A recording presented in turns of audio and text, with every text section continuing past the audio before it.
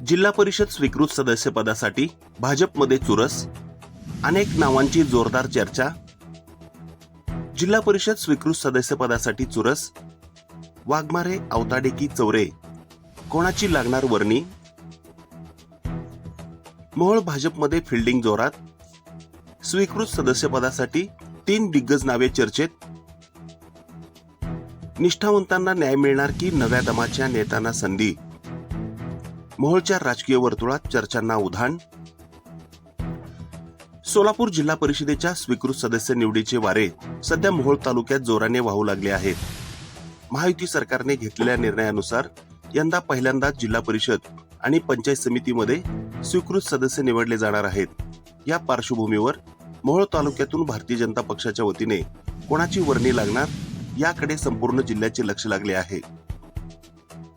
भाजपचे वर्चस्व आणि संधी. नुकत्याच झालेल्या निवडणुकांमध्ये मोहोळ तालुक्यात भाजपने आपले निर्विवाद वर्चस्व प्रस्थापित केले आहे. जिल्हा परिषदेच्या 6 पैकी 4 जागा आणि पंचायत समितीच्या 12 पैकी 7 जागा जिंकून भाजपने तालुक्यात आपली ताकद दाखवून दिली आहे. संख्याबळानुसार भाजपला 3 स्वीकृत सदस्य निवडता येणार असून यासाठी इच्छुकांनी आतापासूनच फिल्डिंग लावण्यास सुरुवात केली आहे. ही नावे आहेत चर्चेत. शंकरराव वाघमारे. भाजपचे माजी जिल्हाध्यक्ष असलेल्या वाघमारे यांनी प्रतिकूल परिस्थितीत तालुक्यात पक्ष वाढवण्यासाठी मोठे योगदान दिले आहे. गेल्या 40 वर्षांपासून ते पक्षाशी एकनिष्ठ आहेत. जुन्या कार्यकर्त्यांकडून त्यांच्या नावाची आग्रही मागणी होत आहे. प्राध्यापक प्रमोद आवताडे. श्रीकृष्ण गुरुकुलचे संस्थापक म्हणून त्यांची ओळख आहे.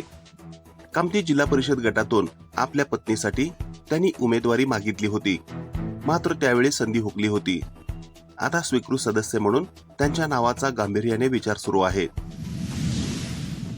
रामदास चौरे. लोकनेते बाबूराव पाटील साखर कारखान्याचे अध्यक्ष बाळराजे पाटील यांचे विश्वासू सहकारी आणि युवा नेते म्हणून रामदास चौरे यांचे नाव आघाडीवर आहे. तरुणांचे संघटन आणि सक्रिय राजकारणातील त्यांचा वावर जमेची बाजू ठरत आहे. पक्ष नेतृत्वाची भूमिका ठरणार निर्णायक.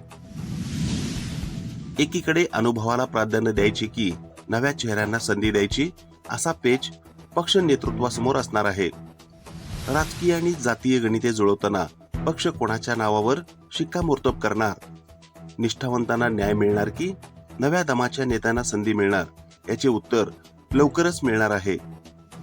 तालुक्यातील या राजकीय हालचालींमुळे कार्यकर्त्यांमध्ये कमालीची उत्सुकता निर्माण झाली आहे.